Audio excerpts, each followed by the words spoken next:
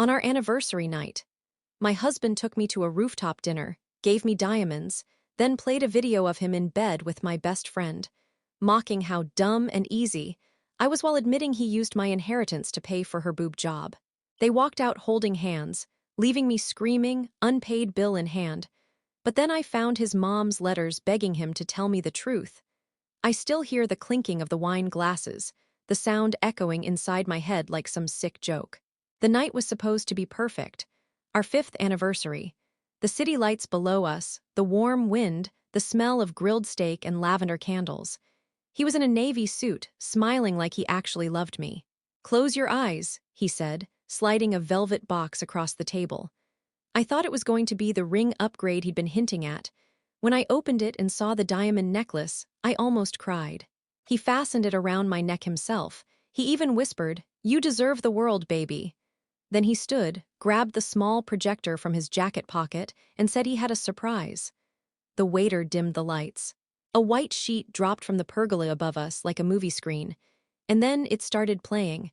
At first, I couldn't process it. A hotel room, someone moaning, my husband's voice, his laugh. Then I saw her. My best friend since college, Rachel. She was on top of him, both of them half drunk, both of them saying my name. He was laughing, saying, "She's so damn clueless. Dumb and easy, she never even checks the credit cards." Then Rachel giggled and asked, "You really used her inheritance for this?" He said, "Hell yeah, paid for these new tits too." The restaurant went dead silent. I didn't even breathe. The waiter froze mid-step. I couldn't move, couldn't scream, until the video ended and he pocketed the projector like nothing happened. Then he looked at me with the coldest smirk I've ever seen and said, "Guess you finally know." Rachel walked up from another table. I hadn't even noticed her there, and linked her arm through his. They both looked so damn proud of themselves. He dropped the hotel key card on the table and said, "Consider that your eviction notice. I'll be moved out by morning." Then they walked out, hand in hand, laughing, just like that, leaving me sitting there, shaking, the entire restaurant staring. When the waiter came back with the check, I saw the total, over $900, and I realized he hadn't even paid. My husband, ex-husband now, I guess, had left me to foot the bill for the dinner where he destroyed my life. I sat there until the candles burned out. I don't even remember getting home. The next morning, I walked into our closet, and half his clothes were gone. But later that day, when I was trying to pack what was left of my things, I found something I wasn't supposed to see. A stack of letters tucked behind a shoebox on his side of the closet. They were from his mother. Each one sealed, never opened. The top one had a note scrawled in shaky handwriting. "Ethan, you must tell her before it's too late. She deserves to know what you did." I sat down on the floor, shaking again, but this time not from heartbreak, something deeper, something darker, because I knew his mother had died 3 years ago. And I had a feeling those letters weren't about an affair. They were about something worse. Before that rooftop nightmare, I thought Ethan was my person. We met in college in Chicago. He was charming, smart, and just a little dangerous in that way that makes you ignore red flags. I was the shy one, always overthinking. He made me feel seen, like I wasn't invisible anymore. We got married 2 years after graduation. Nothing fancy, courthouse, cheap champagne, small dinner. I didn't care about a big wedding. My parents had both passed, and all I had left from them was the house and my inheritance from Dad's insurance. It wasn't millions, but it was enough to set us up. Ethan called it our start. I sold my parents' house and wired the money into our joint account. He said we'd use it for a down payment on a home. That's what I believed. But somehow, every time I asked about it, he had an excuse. "Market's bad right now. Let's wait until I get that promotion. Trust me, I'm growing it." And I did trust him. God, I did. Rachel was part of our lives back then, too. She and I had been best friends since freshman year. She'd even stood beside me at the wedding. She was the type everyone noticed. Loud, magnetic, full of bad decisions. I used to bail her out of those. Drunk calls at 2 a.m., guys who treated her like trash. She'd show up at my door crying, mascara everywhere, and Ethan would always say, "She's chaos, babe. You can't fix people like her." Funny how he said that. The first time I felt something off was a year after the wedding. Ethan came home late, smelling like whiskey and perfume. He said he'd been out with coworkers, celebrating a contract. I didn't question it. But that same night, Rachel texted me, "Can you believe how fun your husband is when he loosens up?" I asked what she meant. She said she'd run into him at some downtown bar. I laughed it off because that's what I did back then. I laughed everything off. Then came the business trip phase. He'd disappear for a few days at a time. When I'd ask where he stayed, he'd show me hotel receipts under company letterheads. I had no reason to think they were fake. Not then. Around the third year, money started tightening. He said he was investing in something long-term, and we needed to cut back. I picked up extra shifts at the clinic, stopped buying little things for myself, even skipped vacations. He said it'd all pay off soon. Rachel, meanwhile, was living suspiciously well for someone who always complained about being broke. New car, new wardrobe. And when I complimented her once, she laughed and said, "Guess I finally found someone who appreciates me." I didn't realize she meant my husband, but looking back, there were signs. Ethan started getting distant, not angry, just cold, like he was watching me instead of being with me. I'd wake up to him scrolling through my phone, saying he was checking the time. Or he'd randomly quiz me about passwords and bills, pretending he was helping organize. He wasn't organizing. He was preparing. Because now I know, months before the rooftop dinner, he'd already drained our accounts. All of them. The inheritance, the savings, even my 401k. I didn't know it yet that night, but by the time I sat there watching that video of him and Rachel, I was already broke. Completely wiped out. And those letters from his mom, the ones begging him to tell me the truth. They weren't just some guilty mother's ramblings. When I opened the first one, my hands were shaking. The first line read, "Ethan, you promised me you'd never let her find out what happened to her father's money." My blood ran cold. I didn't sleep for 2 days after reading that line. I kept hearing her words in my head. What happened to her father's money? Not your money, not their money. Her money. My inheritance.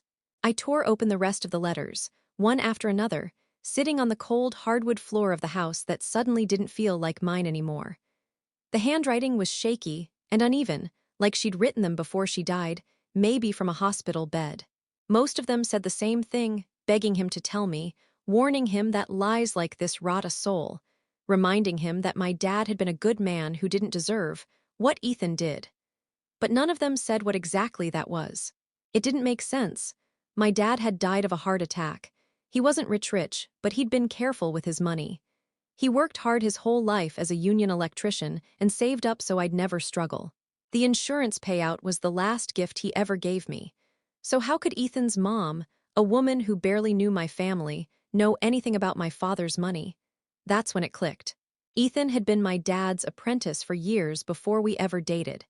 He'd worked for my dad's contracting company all through college. I used to drop off lunches for them sometimes. My dad liked him, said he was rough around the edges but smart. When Dad passed suddenly, Ethan had been the one who helped me with all the paperwork. Insurance, estate, the sale of the house, he handled everything. I thought he was saving me from drowning. Turns out he was making sure I stayed blind. I started digging. I pulled every financial record I could find, old emails, bank statements, credit card reports. Most were clean. But there was one transfer, about 6 weeks after my dad's death, from the insurance account to some company I'd never heard of. Haverhill Holdings. I Googled it. Nothing. So I went down a rabbit hole: business registries, real estate records, anything I could dig up. It took me hours, but eventually I found it. A shell company dissolved 3 years ago, registered under one name. Rachel Martin. I almost threw up. That's when I realized how far back this went. The affair wasn't new. It wasn't some midlife crisis fling. It was a partnership. Ethan and Rachel had been in on it from the start. My father trusted Ethan. He'd even joked once that if anything happened to him, Ethan would take care of me. And he did, just not the way my father meant. The night after finding that out, I went back to our house, well, his house now, to grab the rest of my stuff. He'd changed the locks, but I still had the back door key hidden in a planter. The place felt hollow, stripped. I don't even know why I did it, but something made me go to the office. That's where he used to spend hours, doing work. I wanted to see what he'd left behind. The desk was empty except for some pens and a bottle of scotch. But when I knocked against the wall behind it, I heard something different, a hollow sound. So I started peeling away the wallpaper. Behind it was a small cutout square, maybe 6 inches wide. Inside was a plastic bag taped to the studs. It held a flash drive, a few envelopes of cash, and photos. Photos of me, sleeping, showering, crying. He'd been watching me, recording me, for years. And on the flash drive, when I plugged it in later, there were files labeled with dates. I clicked one. It was a spreadsheet titled Payout Schedule RM. The first line, Initial deposit, $250,000. Source, Life Insurance/JH, my dad's initials. And under it, another note in Ethan's handwriting. She'll never know. We'll make it look like I invested it for her. I sat there, staring at that screen until my vision blurred. But I knew one thing for sure. They'd stolen from my father from me, and they'd done it right under my nose. I couldn't go to the police. Not yet. I didn't even know what I'd be reporting: fraud, theft, emotional terrorism. It all sounded insane out loud. So I stayed quiet and started collecting proof. I moved into a cheap apartment across town and started working double shifts. My coworkers thought I was just a heartbroken divorcee, and I let them. I needed to blend in. I needed time. But what I didn't expect was to start seeing Rachel everywhere. It started a week after I found the flash drive. I was grabbing groceries when I spotted her in the parking lot. Same long blonde hair, new car, a white Tesla. She was laughing into her phone, wearing a ring that wasn't hers. A diamond. My diamond. I followed her. Yeah, I know how that sounds, but I wasn't thinking straight anymore. She drove across the city, past the nicer neighborhoods, to a gated house in Lincoln Park. It was massive, new construction. And when the gates opened, guess who walked out to greet her? Ethan. But that wasn't what broke me. It was the woman standing beside him, a petite brunette in scrubs, holding a baby. Their baby. Rachel kissed Ethan on the cheek, then leaned down and cooed at the baby like some auntie figure. Ethan said something, and they all laughed. I didn't even feel my hands shaking until I realized I'd been gripping the steering wheel so hard my nails drew blood. That's when I knew it wasn't just betrayal. It was a setup. The woman wasn't random. Her name was Dr. Lily Harcourt. She used to be Ethan's boss at the construction firm. I remembered her from one of those company barbecues years ago. Polished, confident, rich family. I'd caught her looking at Ethan once, but I thought I imagined it. Turns out I didn't. I started digging again: social media, real estate filings, anything public. The Lincoln Park house, bought under Haverhill Holdings, Rachel's fake company. The deed was transferred 2 months ago to Harcourtellis Trust. Ethan had remarried. The divorce papers he'd filed against me, never served, never signed, had been marked finalized in Cook County records with a forged signature. Mine. He'd stolen my inheritance, forged my name, and used my money to start a new life with his pregnant boss and my best friend as his silent partner. I remember sitting in my car, watching them smile, and I felt something cold rise up inside me. Not sadness, not even rage, just clarity. That's when I noticed something strange about Rachel. She wasn't her usual confident self. She looked tense, guarded. And when Ethan stepped away to take a call, Rachel reached into her purse and pulled out a phone, not her main one, a cheap burner.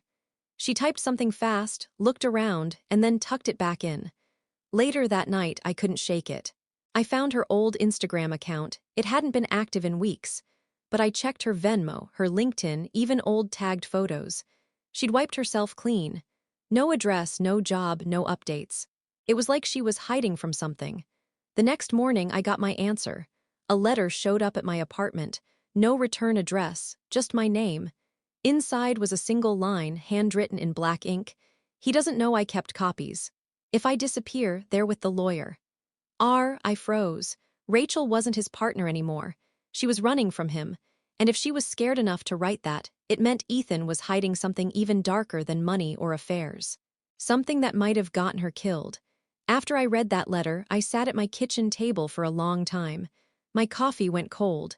The air felt heavy, like the room itself was holding its breath. Rachel was scared of Ethan. That meant he'd turned on her too, which made sense. He used everyone until they were empty. I just never thought she would be next. I knew I needed to find her. But first, I needed protection. Someone who could help me without judging me for how far I was willing to go. That's when I called Max. Max had been my dad's old friend, a private investigator who'd helped with insurance work years back. A quiet, no-nonsense guy, mid-50s, chain-smoked like he was trying to win a contest. I hadn't talked to him in years, but when I told him my last name, he remembered me instantly. He came over that same night. I showed him the flash drive, the letters, Rachel's note. He listened, no expression, then said, "You realize if half of this is true, your husband's been committing felony-level fraud for years." "Ex-husband," I corrected. "And yes, I realize." He lit another cigarette and leaned forward. "You want me to take this to the police?" I shook my head. "Not yet. I want him to feel it first." That's when the plans started forming. Not all at once, more like puzzle pieces falling into place. Max ran background checks, pulled records, traced shell companies. And the deeper we looked, the more we realized Ethan had built a small empire of lies. Fake contracts, hidden accounts, offshore transfers, all built on my father's money. But the thing that made Max swear under his breath was what he found next. Haverhill Holdings wasn't just a random name. It was tied to an old electrical subcontractor company that had once belonged to my dad. Ethan had reactivated it under his name. He'd stolen my dad's legacy, too. While Max was digging, I started tracking Rachel. Her social media trail was dead, but I eventually found a small receipt in one of her old purses she'd left at my house months ago, a salon in Joliet.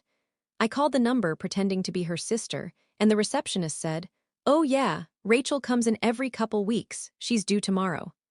I drove out there the next day and waited. When she showed up, she looked nothing like the woman I'd known. Hair dark brown now, thinner, pale, constantly checking over her shoulder. I waited until she went inside, then followed her to the back parking lot afterward. When she saw me, she froze like a cornered animal. "I'm not here to fight," I said, holding up my hands. "I got your note."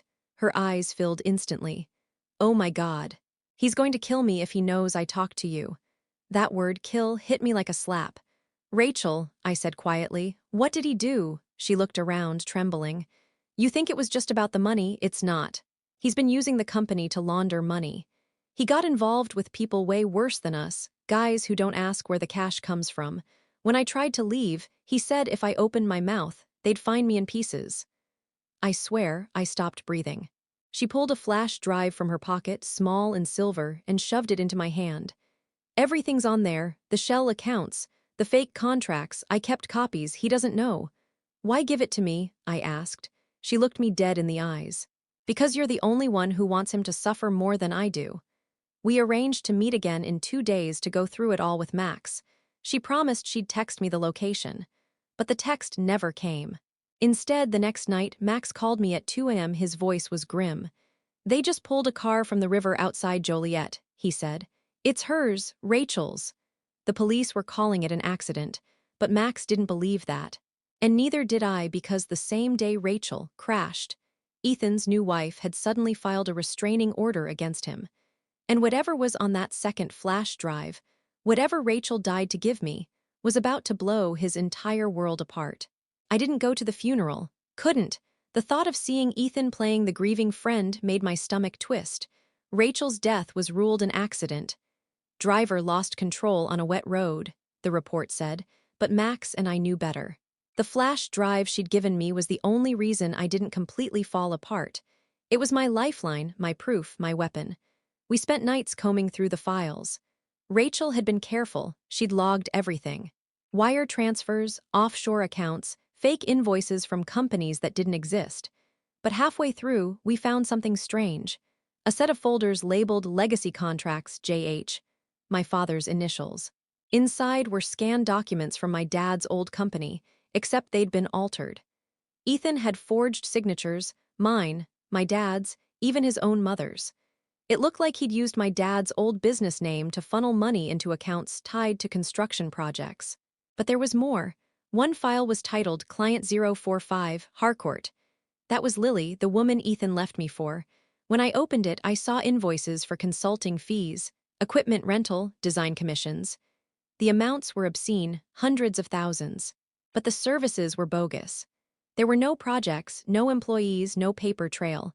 Then we found the kicker: transfers from those same accounts, small, consistent amounts, going to a foundation called the Southbridge Youth Fund, a charity run by Lily's father. It hit me like a punch to the chest. They weren't just stealing. They were laundering corporate donation money through fake projects, using my dad's company as the cover. Ethan wasn't some heartless cheater anymore. He was part of a criminal operation. And Rachel, she must have found out.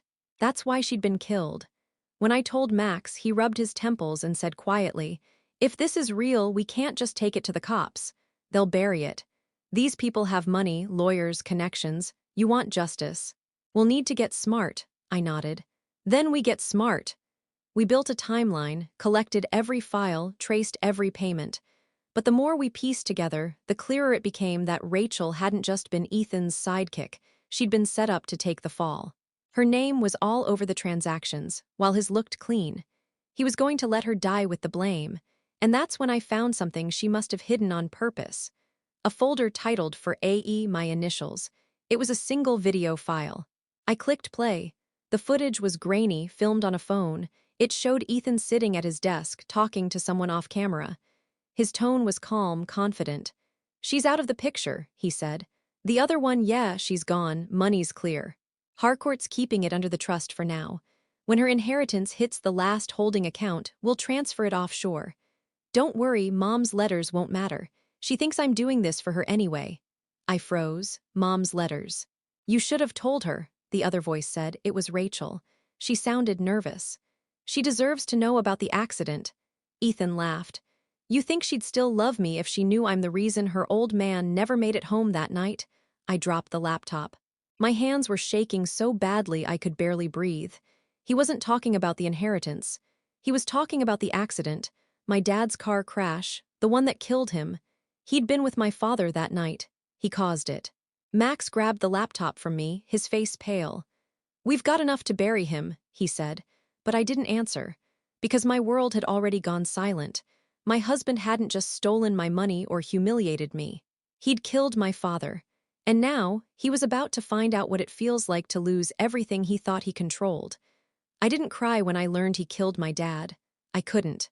It was like the part of me that felt pain had burned out and left only cold, steady rage. But what haunted me most were those letters from his mother. I kept hearing her words. "You must tell her before it's too late." She'd known.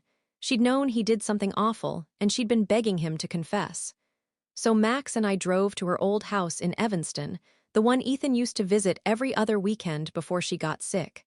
It had been sold, but I managed to find the woman who'd bought it. She told us something that made my blood run cold.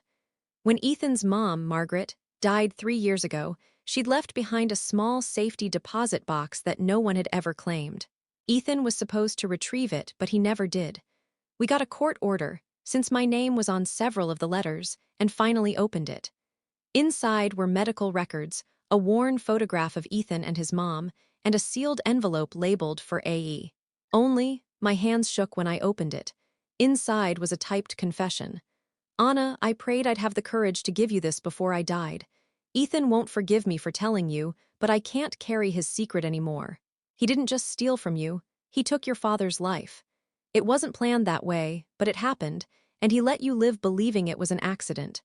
Your father found out Ethan had forged his signature on a loan application tied to your inheritance. They argued the night of the crash. Your father threatened to call the police. Ethan followed him, tried to stop him from leaving. They struggled by the car. Ethan pushed him. He fell, hit his head on the curb. He wasn't dead, but Ethan panicked. He rolled your father into the driver's seat and set the car in motion to make it look like a single-car collision. He told me everything weeks later, when the guilt started eating him alive. I begged him to tell you, but instead, he turned the guilt into anger. He said you'd never have to know because he'd make the money work for something. I realized too late that he meant himself. Please, Anna, protect yourself. He's not the man you think he is. He knows how to twist love into power. He did it to me. He'll do it to you. I'm so sorry. Margaret Ellis, I must have read it 100 times, every word pressed into me like a knife. Ethan didn't just kill my father. He'd built his entire life, his career, his wealth, even his relationships on the foundation of that lie. He'd taken my father's business, turned it into his, and then used my inheritance to clean the blood off his hands. I thought about how his mother must have lived with that truth, watching her son become something monstrous, and how she'd written letter after letter, hoping he'd finally confess. But he didn't. Instead, he weaponized the guilt. He used it to manipulate everyone around him, even Rachel, even his new wife. Because when Max pulled Lily Harcourt's background, we found something disturbing. She wasn't just his boss or his lover. She was one of the investors in the same laundering ring he'd built. She knew exactly what he was doing. And when Rachel got scared, they made her disappear together. Ethan wasn't out of control, he was in total control. Every move, every relationship, every lie had a purpose. He didn't cheat because he fell out of love. He cheated to isolate me, humiliate me, make me powerless before he cut me loose. That rooftop dinner wasn't impulsive cruelty.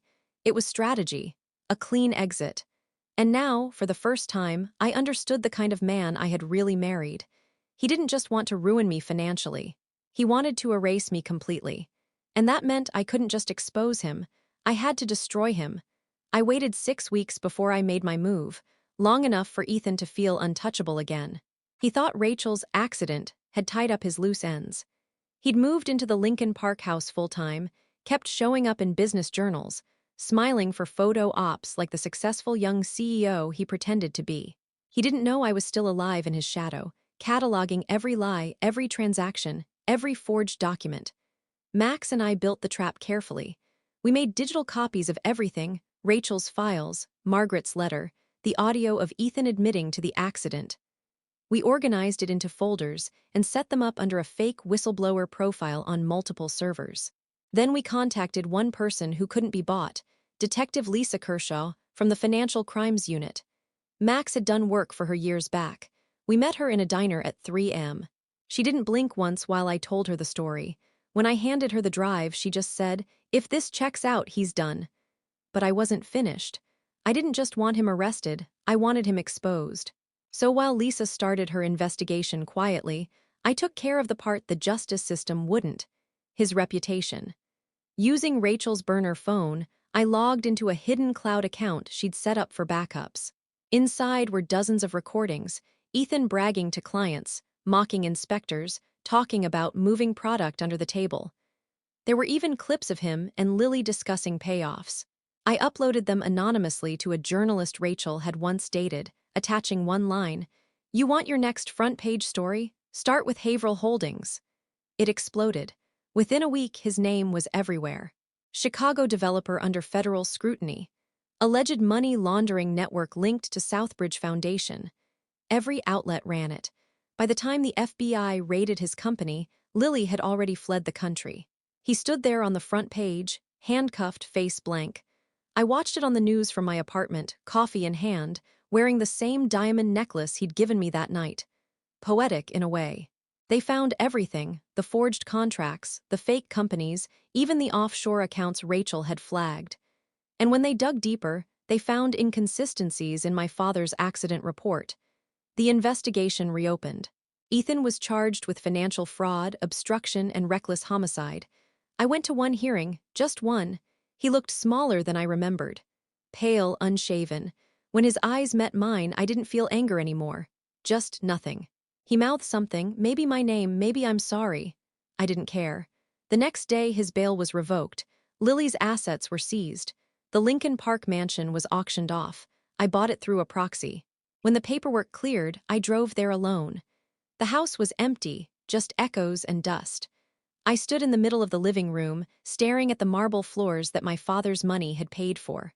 Then I opened Margaret's last letter, the one I'd kept sealed until that moment. It said simply, "Don't let him take your heart too." I smiled, because he hadn't. He'd taken everything else: my home, my savings, my innocence, but not that. That part he could never touch again. When the verdict came 6 months later, he got 22 years. I watched the live feed online, drinking a glass of cheap red wine. The judge called his actions systematic cruelty. I called it closure. I sold the house the next week and donated half the profit to a scholarship fund in my dad's name. The rest I used to start over in Denver. Sometimes I still wake up thinking I'm back on that rooftop, hearing his laugh. But then I remember how it ended: him in prison, Rachel finally vindicated, and my father's name cleared. I survived him.